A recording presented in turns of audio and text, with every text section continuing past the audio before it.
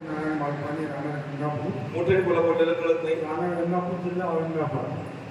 मी इथे 12 वर्ष ते 13 वर्षापासून येतो आहे. माझे जितके अनुभव झाले तेवढा वेळ नाही पुन्हा, पण थोडक्यात सांगतो तर मी थोडं बिझनेसमध्ये थोडंसं तकलीफमध्ये आलो होतो.